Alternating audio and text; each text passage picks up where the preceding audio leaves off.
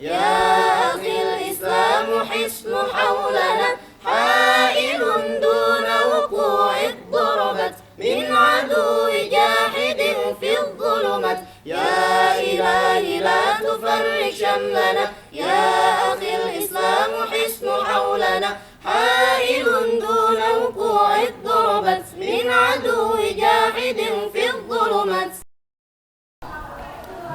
Assalamualaikum warahmatullahi wabarakatuh. Bismillah, alhamdulillah, wassalatu wassalamu ala rasulillah la nabiyya ba'dah. Asyhadu an la ilaha illallah wa asyhadu anna muhammadur rasulullah. Allahumma salli ala sayyidina Muhammad wa ala ali sayyidina Muhammad. Sahabat Patria TV dimanapun saja berada, saya Mustafa kembali menjumpai dalam program I Love Pesantren bersama Patria TV. Dan alhamdulillah hari ini kita sudah memasuki episode yang ke-9. Kali ini kami berada di Pondok Pesantren Baitul Qura yang beralamat di Perumahan Ciputat Baru, Jalan Suli, Blok D nomor 26, Ciputat, Tangerang Selatan. Dan hari ini saya akan mengajak sahabat-sahabat semua untuk langsung mendengarkan cerita tentang pesantren Baitul Qura langsung bersama pimpinan Pondok Pesantren, yaitu Ibunda Hajah Dr. Maria Ulfa MA. Dan saat ini beliau sudah bersama kami. Segera saya menyapa beliau. Assalamualaikum warahmatullahi wabarakatuh. Waalaikumsalam warahmatullahi wabarakatuh. Apa kabar Bunda Hajah, sehat? Alhamdulillah sehat-sehat. Iya, dan kemarin sempat kurang sehat. Setelah sekian kali kita reschedule dan akhirnya alhamdulillah hari ini senang bisa melihat Bunda sangat sehat dan sangat fresh sekali. Alhamdulillah. Mudah-mudahan sehat terus. Amin ya rabbal alamin. Baik, kali ini kita akan bersama dalam program I Love Pesantren Bunda, dan kami mohon izin bisa kemudian mendengarkan secara langsung cerita tentang Pondok Pesantren Baitul Qura ini. Yang pertama, silakan Bunda Hajah bisa menyapa sahabat Patria TV ya, dengan assalamualaikum dan seterusnya, silakan. Iya. Assalamualaikum warahmatullahi wabarakatuh. Waalaikumsalam warahmatullahi wabarakatuh. Ya. Bismillah, alhamdulillah, wassalatu wassalamu ala sayyidina Muhammad ibn Abdillah wa ala alihi wa sahbihi wa mawala. Terima kasih Ustadz Mustafa yang telah memberikan kesempatan kepada saya untuk sekedar menyampaikan bagaimana tentang sejarah berdirinya Pondok Pesantren Al-Quran Baitul Qura ini. Jadi Pondok Pesantren Baitul Qura ini berdiri pada tahun 2001. Tahun 2001. 2001. Itu awal berdirinya Pondok Pesantren. Awal berdirinya, iya. Jadi tentu tidak seluas seperti ini awalnya. Silakan bisa diceritakan lebih lanjut, Bunda. Awalnya itu ya sejak saya meraih prestasi juara internasional tahun 80. Itu saya tahun 81 nikah. Kemudian saya tinggal di pesantren Darun Najah ya. Di pesantren Darun Najah. Lah di sana tuh banyak ya nggak banyak, ada beberapa qoriah yang mereka ya rata-rata juara kabupaten, ada yang pernah juara provinsi juga datang belajar sama saya, nginap. Kemudian saya pindah ke Institut Ilmu Al-Quran, ada perumahan, mereka juga ikut gitu. Dari IIG saya pindah ke rumah ini, mereka ikut. Terus di sini kebetulan rumahnya ada lantai 2, saya taruh di lantai 2 gitu. Nah, kemudian anak saya udah agak besar minta kamar. Aduh bagaimana ini, kamarnya nggak cukup. Tiba-tiba depan rumah ini ada yang menjual, rumahnya dijual gitu. Alhamdulillah saya beli, terus mereka saya pindahkan gitu. Nah sejak saya pindahkan itu, kata suami saya, ini anak-anak gimana kalau kita resmikan saja ini menjadi pesantren gitu.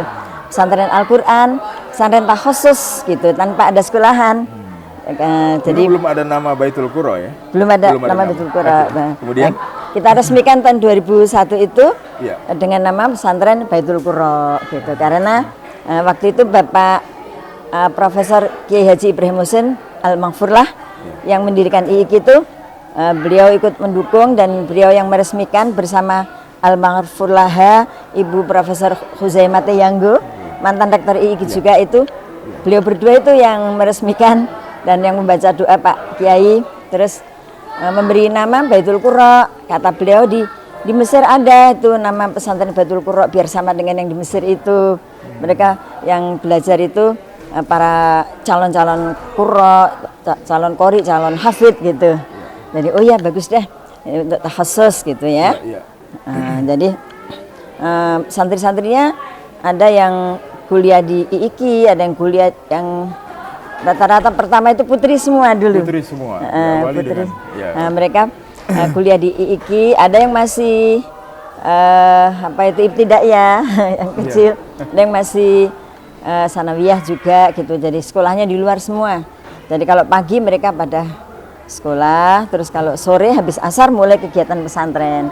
Nah, kurikulumnya ya saya membuat sendiri kurikulum yang mendukung bagaimana supaya mereka menjadi calon ahlul Quran, menjadi calon hafidz, calon qori terutama tilawah ya. Di sini fokusnya memang qori dan qoriah salah satu. Iya, qori dan qoriah.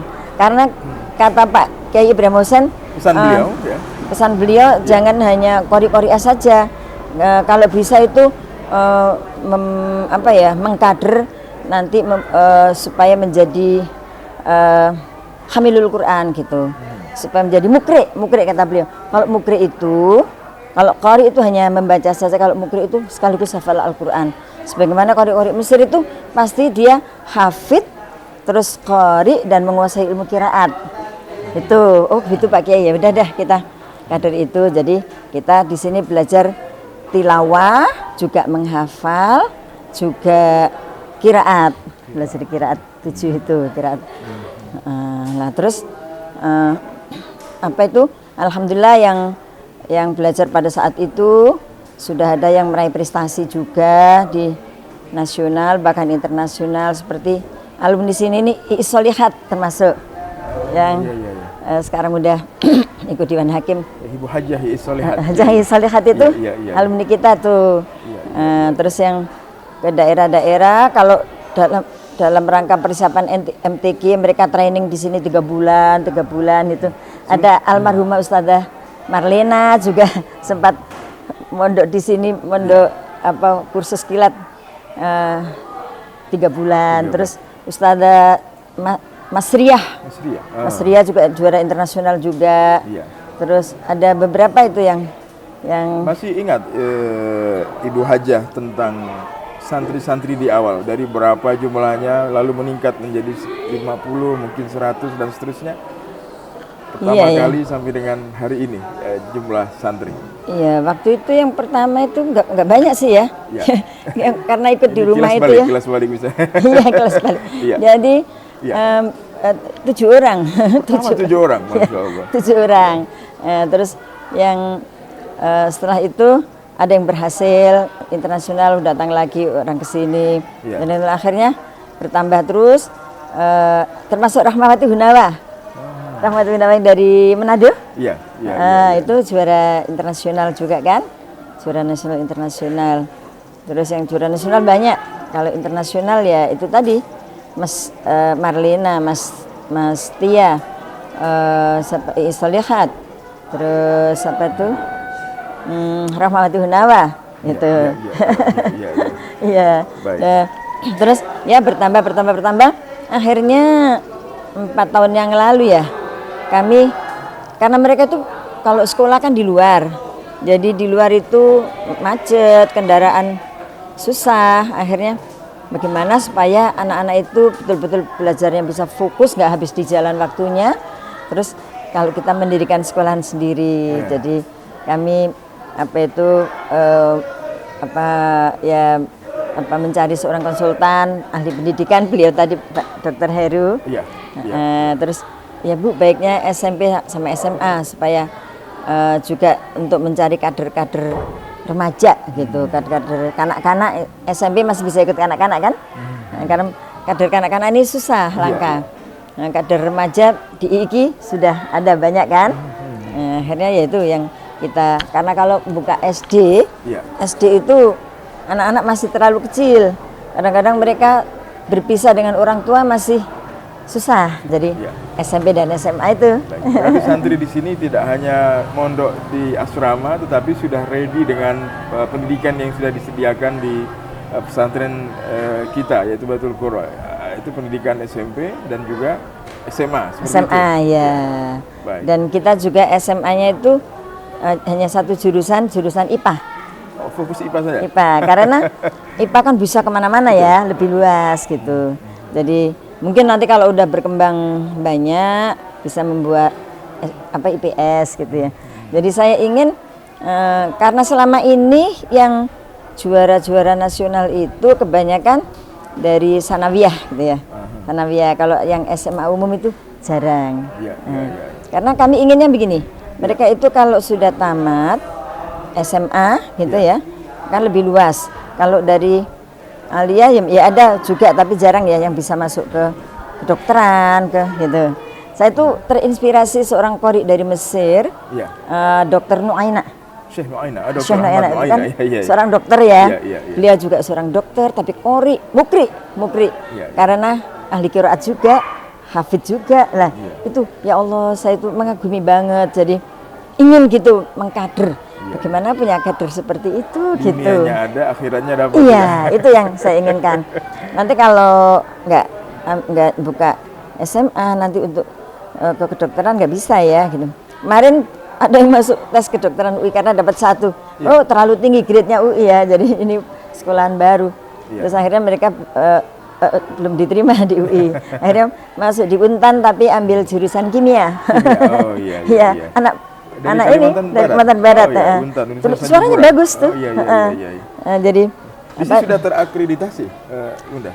Ini baru ini kemarin ada asesor datang untuk mengakreditasi. Alhamdulillah. Ya, jadi baru tamat 1 orang, bukan 1 orang, angkatan pertama, angkatan ke-1.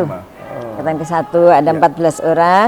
Itu yang ada gambarnya itu. Iya. Oh, ini 7 diterima di perguruan tinggi negeri. Baik. Alhamdulillah di UIN, ada yang di UNJ, ada yang di Untan, ada yang gitu. Alhamdulillah gitu. Ke negeri semua. Terus selain itu masuk PT IKI gitu, masuk ke swasta. Lalu saya ingin mengetahui tentang penempaan daripada calon qori dan qoria menurut pantauan ataupun yang Bunda sudah lakukan hari ini. Itu rata-rata perlu waktu berapa lama untuk seseorang bisa menjadi seorang qori dalam proses pelatihan? Apakah 3 bulan, 5 bulan untuk yang pemula sehingga menjadi profesional seperti itu?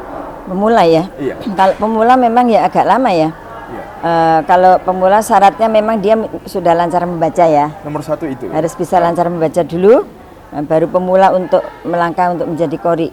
Nah itu kalau udah lancar bacaannya itu lebih mudah dan memiliki tentunya yang zawil asfat, yang suaranya bagus ya. Suaranya bagus. Yang suaranya bagus, tapi mereka masih alami, belum ada penempaan ya. Sebenarnya itu maksimal 6 bulan udah sudah terlihat ya. Terlihat. Dan sudah bisa membawakan lagu-lagu makom-makom tilawah ke Al-Quran. Ya, mereka sudah ada, bahkan karena mereka udah pernah mendengar juga kaset-kaset suara qori-qori yang masyhur ya. Udah belajar di kaset tapi tanpa guru. Nah, itu kita tempa lebih mudah itu. Itu lebih cepat ya. Karena dzauqnya udah terlatih mendengarkan itu. Mendengarkan di masjid-masjid kan sering sebelum sholat 5 waktu itu ada diputer ngaji seorang qori, itu bisa mengilhami mereka. Dan yang nggak beda dengan yang belum pernah mendengarkan sama sekali, itu susah gitu. Pemirsa, sahabat Patria TV, saya ingin sampaikan juga bahwa Ibunda Dr. Hajah Maria Ulfaema ini, beliau bukan hanya pimpinan daripada Pondok Pesantren Baitul Qura, beliau juga adalah seorang qoriah internasional yang pernah menjuarai internasional tahun 80 ya. Tahun 80 ya, di Malaysia. Di Malaysia itu tahun 80, dan juga beliau sebagai wakil rektor ya. Sekarang di ketua lembaga LKTQ ya. Lembaga Khot dan Tilawah Al-Qur'an. Tilawah Al-Qur'an. Baik. Saya udah lama di ini soalnya di rektorat dulu, wakil rektor 2 itu 20 tahun. Beliau 4 menjabat periode. hampir 20 tahun sebagai wakil rektor Institut Ilmu Al-Quran. Terus wakil Ya. dekan Ya. 2 periode, terus Ya. dekan Usuluddin 1 periode. Sekarang ganti yang muda-muda, Ganti yang sekarang muda-muda. saya di ketua lembaga Iya. ketua lembaga Khot dan Tilawah Al-Quran. Dan Jadi juga itu. kami dari Patria TV ingin mengucapkan selamat ini kepada Bunda Hajah Maria Ulfa, selamat dan sukses atas gelar yang diraih sebagai doktor. Itu persis kemarin ya beliau Alhamdulillah. mendapatkan gelar doktor dengan judul disertasi yaitu konsep pembelajaran ilmu Nagom Al-Quran, studi kasus di Institut Ilmu Al-Quran IKI Jakarta. Begitu Iya, ya Bunda? ya? betul. Oke, luar biasa. Selamat sekali lagi. Terima Semoga semakin kasih. lebih luas manfaatnya untuk masyarakat Indonesia umumnya. Amin, Insya amin, Allah. amin. Semoga bisa mengembangkan lagi. Itu Ya. masih disertasi saya juga masih ingin lebih lengkap lagi, lengkap tapi lagi. waktunya iya. Ya, satu juga saya ingin tanyakan kepada Ibunda Hajah ini tentang pesan kepada orang tua yang punya anak-anak yang masih kecil untuk bisa lebih agar mencintai Al-Quran dan kemudian bisa diarahkan bisa menjadi seorang qori dan qoriah yang mungkin bisa sekaligus mengajak di pondok pesantren kita. Oh Untuk ya, memondok di sini, gitu kira-kira silakan. iya. Memang Dan jangan ada kekhawatiran bahwa pondok ini adalah pilihan utama untuk tempat pendidikan anak untuk Iya, menjadi iya, generasi yang mumpuni ke depannya. Silakan Bunda. iya. Ya memang kalau orang tua itu biasanya untuk membimbing anaknya sendiri itu untuk kader mau jadi qori atau jadi hafid itu memang agak mengalami kesulitan ya karena apa itu kita juga mau ini nggak tega, mau ini nggak tega biasanya gitu. Jadi harus belajar pada seorang guru ya. Seorang guru ya memang guru pertama orang tua ya. Al-ummu madrasatullah, terutama kepada seorang ibu kan yang langsung memberikan pelajaran sejak kecil, tapi untuk pengembangan berikutnya memang harus dipondokkan, harus dipesantrenkan gitu ya. Kalau hanya sekolah saja terus sorenya belajar di musola, di taman pendidikan Al-Quran itu saya kira kurang ya. Jadi harus sekaligus penempaan ini ibadah ya itu kan di pondok pesantren itu supaya disiplin melaksanakan ibadah sholat 5 waktu, kemudian membaca Al-Quran. Iya. Nah ini di pesantren ini kan betul-betul sudah terprogram secara ini ya secara Sejak bangun pagi sampai tidur lagi. iya Itu itu sudah terjadwal secara tertib dan itu yang membuat anak bisa disiplin. Tapi kalau di rumah itu susah sekali gitu. Jadi di pondok itulah yang insya Allah kalau orang tua bercita-cita ingin anaknya menjadi ahlul Quran dan sekaligus kata Pak Habibie menguasai ilmu pengetahuan, iptek dan imtak ya, iman takwa yang bagus serta ilmu pengetahuan yang bagus ya harus orang tuanya tega menyekolahkan ke pondok pesantren gitu ya, ke pondok pesantren. Insya Allah mudah-mudahan terwujud itu cita-cita untuk menjadi anak yang soleh, yang ahlul Quran gitu ya. Jadi ya itulah memang Al-Quran ini kan pedoman hidup ya. Sebenarnya tidak hanya dibaca saja, tapi kan dipelajari. Nah kita juga ingin di pondok kita itu tidak hanya tilawah saja, tapi juga belajar ilmu-ilmu yang mendukung untuk nantinya bisa memahami isi kandungan Al-Quran. Karena tilawah itu juga kan lagu-lagunya kan juga harus setiap lagu itu kan punya karakteristik. Jadi lagu tentang siksa, lagu tentang neraka, lagu tentang ayat-ayat perintah segala macam. Nah ini anak-anak tidak bisa memahami kalau tidak belajar ilmu perangkat untuk memahami Al-Quran gitu. Jadi saya itu yang ingin saya tanamkan, bagaimana anak-anak itu bisa membaca Al-Quran, paham maknanya, sehingga bisa menghayati ketika melantunkan Al-Quran dengan baik itu. Baik, Ibunda Hajah Maria Ulfa bisa dicoba membawakan satu ayat barangkali dengan tilawah Al-Quran. Tafadhal masykur. Cuman mohon maaf sebelumnya karena suaranya ini belum pulih seperti biasanya habis kena sakit COVID kemarin. Jadi masih ada slam-slam, nada tingginya masih belum bersih, belum bening. Nafasnya masih pendek. Siap. Bismillah. Ya, seadanya ya. Iya. أعوذ بالله من الشيطان الرجيم.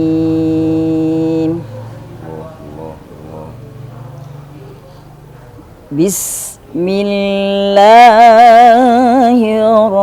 الرحمن الرحيم.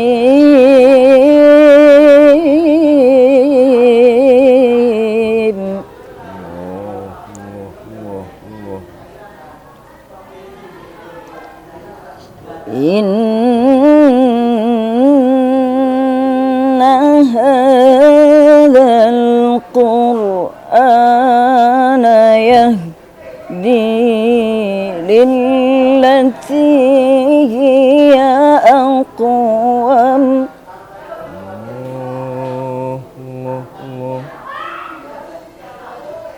يهدي للتي هي أقوم ويبشر المؤمنين.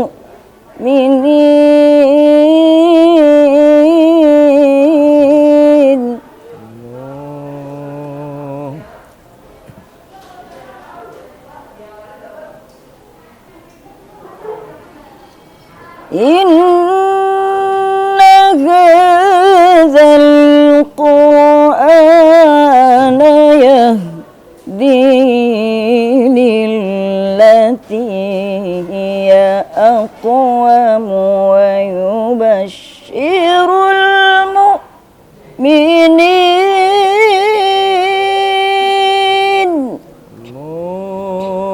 Allah.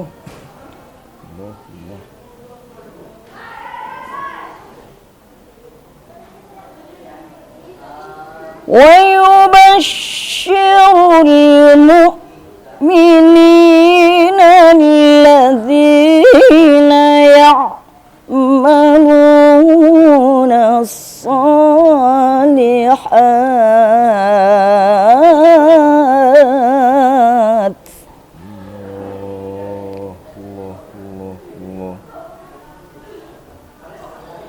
ويبشر المؤمنين الذين يعملون الصالحات أن لهم أجرا كبيرا.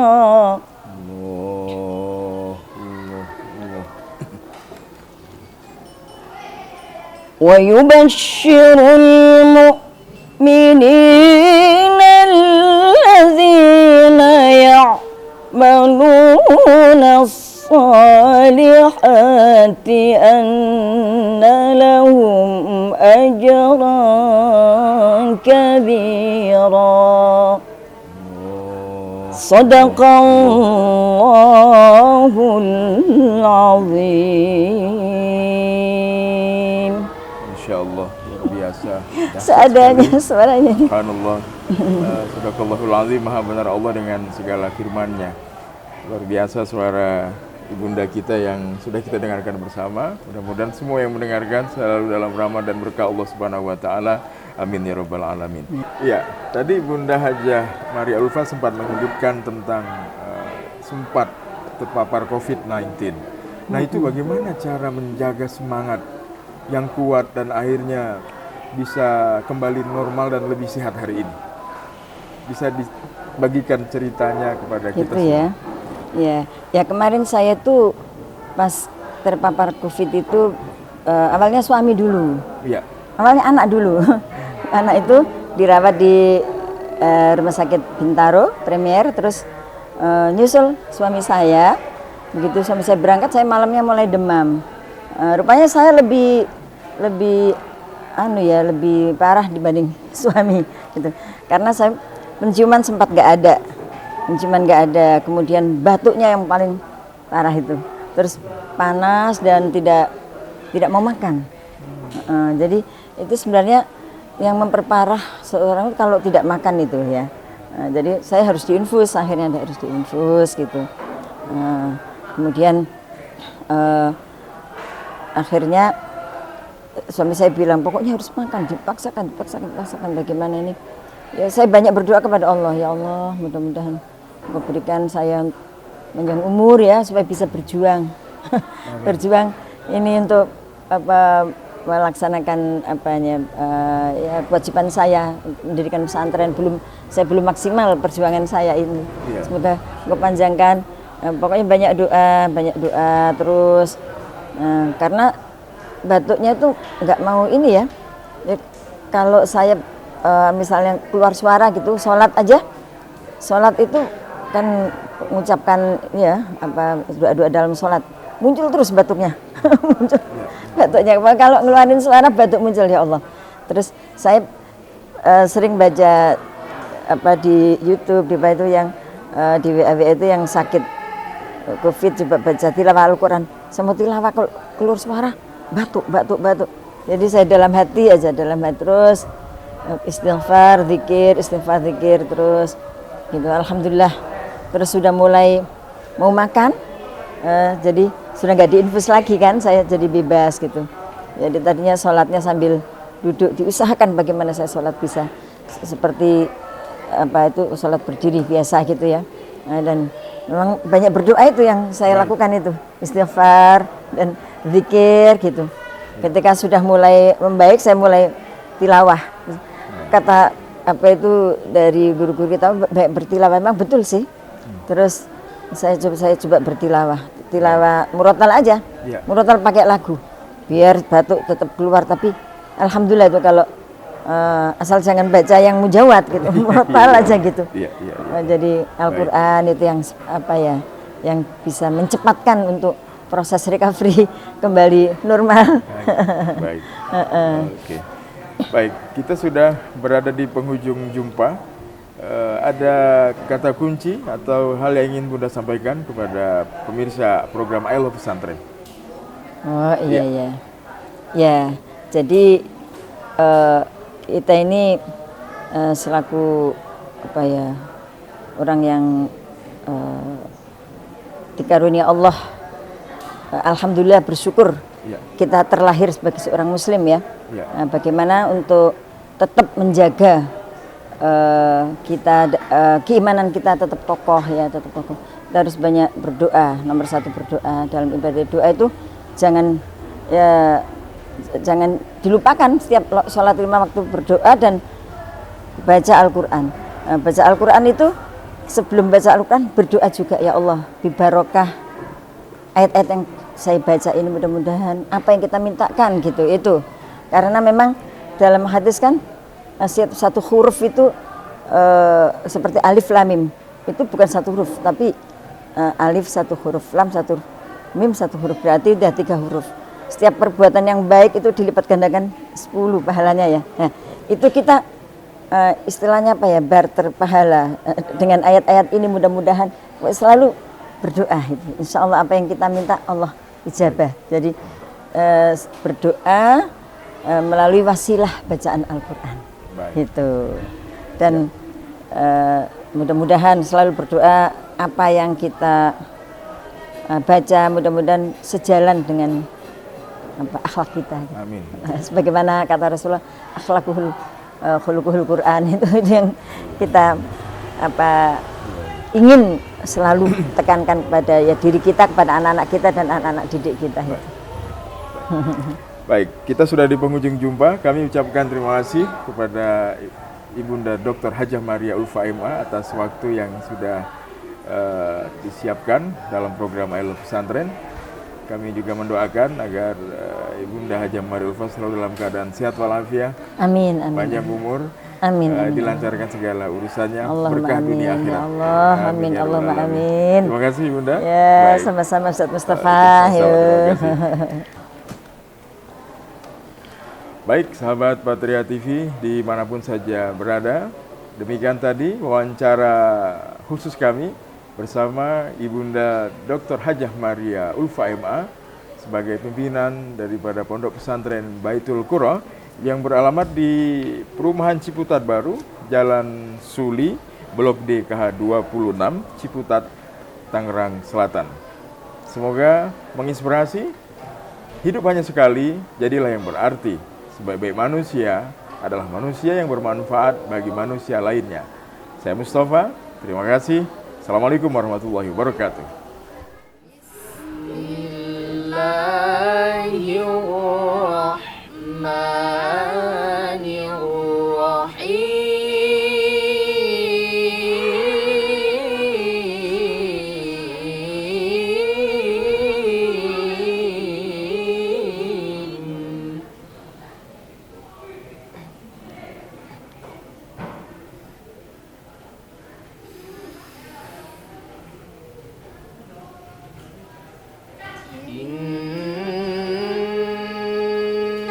في اختلاف الليل والنهار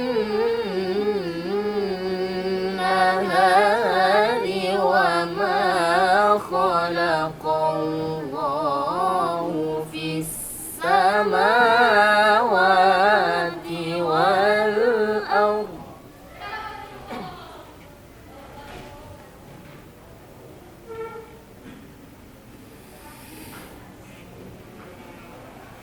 وما خلق الله في السماوات والأرض لآيات لقوم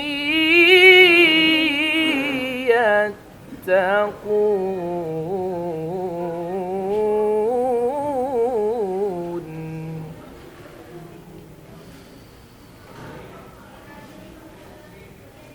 وما خلق الله في السماوات والأرض لآيات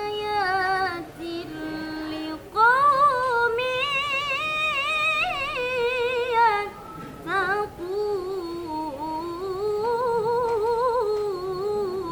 يتقون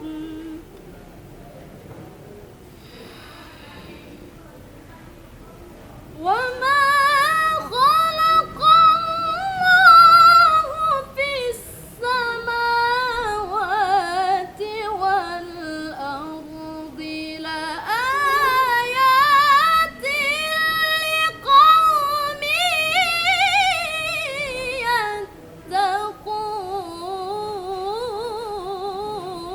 يتقون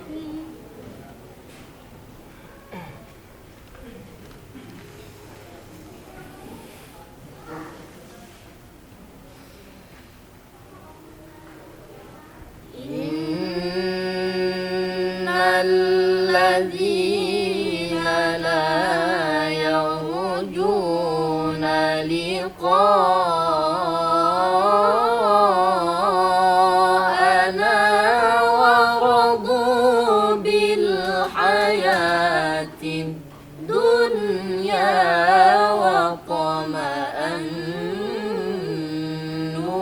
وطمأنوا بها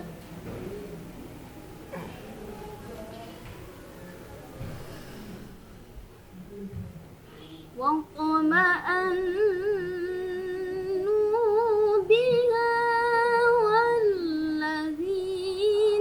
هم عن آياتنا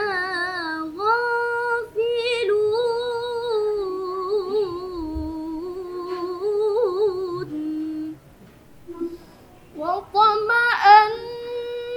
واطمأنوا بها والذين هم عن آياتنا غافلون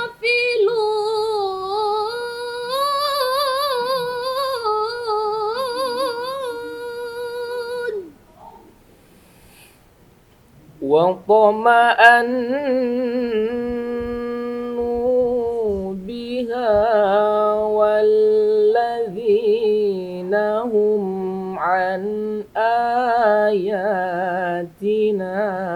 غافلون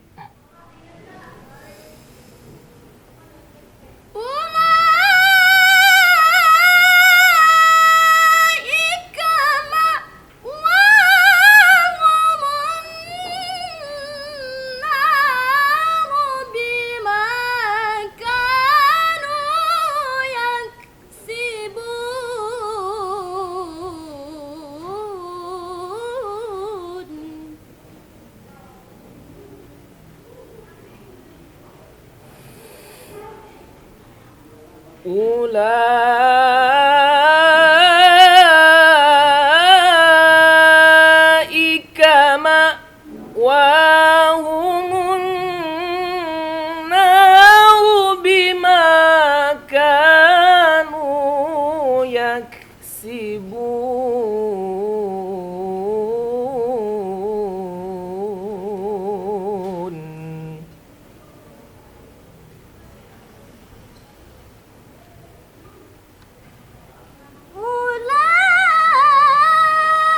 أولئك مأواهم النار بما كانوا يكسبون.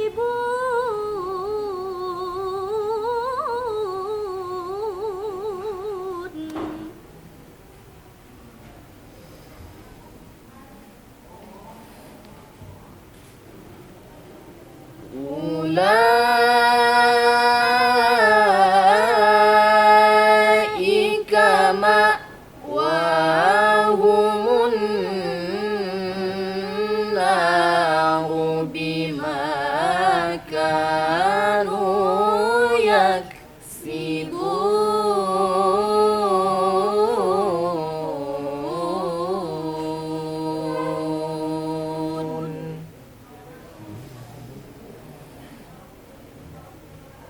صدق الله العظيم.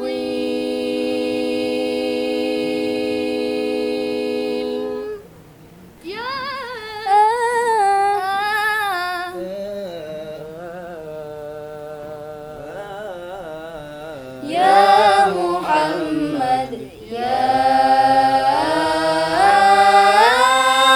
رسول الله حبيب الله نبي الله. يا محمد يا رسول الله حبيب الله نبي الله. يا محمد كعبة كالشمس في لب الكيان حولها العشاق من كل مكان. كعبة كالشمس في لب الكيان حولها العشاق من كل مكان. ذكرهم لبيك ربي في دعاء. يا إله العرش خلاق السماء آخر الرسل إمام للفلاح ساطع الضوء منير كالصباح. ذكرهم لبيك ربي في دعاء. يا إله العرش خلاق السماء آخر الرسل إمام للفلاح ساطع الضوء منير كالصباح. من نبي رحمة الإسلام جاء بصفات روحها محو البلاء. صدق نطق طاهرا في